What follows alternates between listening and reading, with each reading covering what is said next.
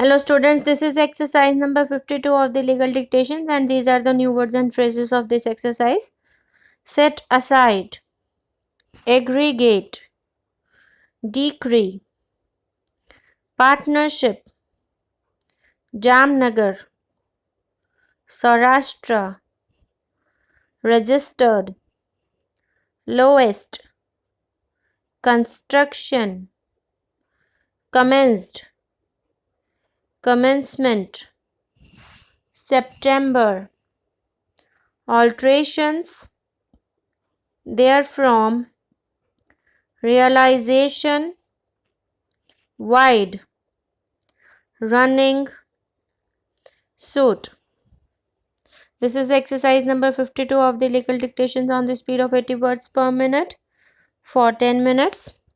Start.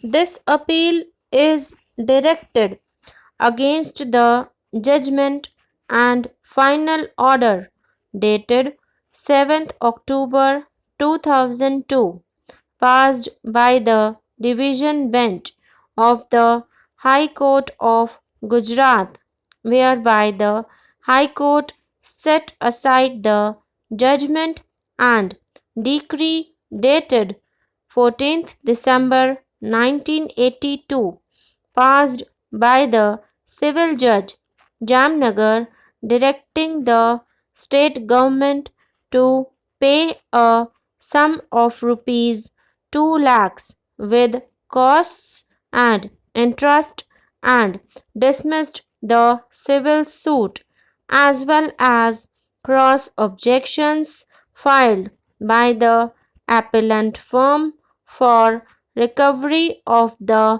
aggregate amount of rupees 3 lakhs on account of different counts as specified in the claim of the said suit.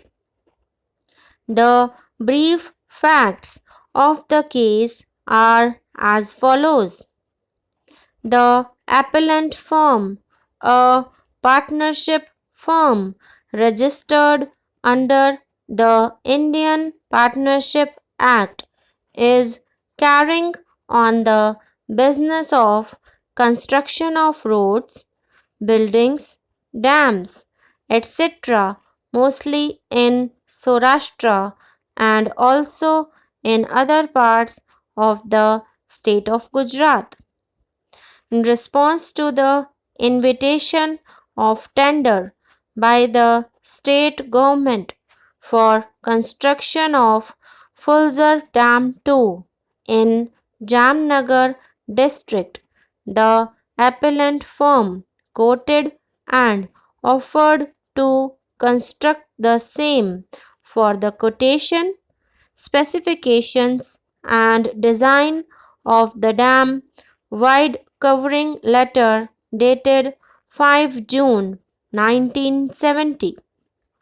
In the said letter, the appellant firm also offered that they would give rebate of 4% provided the final bill be paid within 3 months from the date of completion of the work. The offer of the appellant being the lowest amongst other parties, it was accepted by the state government with the clause that the construction work was to be completed within a period of 24 months from the works order dated 7th September 1970, which was subsequently clarified that the period of 24 months was to be commenced from the date of commencement of work. During execution of the said work, the executive engineer who was in charge of the project made certain additions alterations and variations in respect of certain items of work and directed the appellant to carry out additional and alteration work as specified in writing from time to time. The final decision as to the alteration in respect of certain items of work and particularly in respect of the depth of foundation, which is known as cut off trenches, took long time, with the result that the firm was required to attend the larger quantity of work and thus entitled for extra payment for the additional work. As per the works contract, the firm was not paid the running bill within the specified time and therefore suffered loss. On 16th September 1976, the firm lodged a consolidated statement of their claims for the additional altered works, etc., to the executive engineer. As there was no response, the firm served a statutory notice. The appeal was filed therefrom to the Kerala Sales Tax Appellate Tribunal, which, after going through the records, referred to the provisions of refund as contained in Section 44 of the KGST Act, which reads as follows: Refunds. A. When an assessing authority finds at the time of final assessment that the dealer has paid tax in excess of what is due from him, it shall refund the excess to the dealer. B.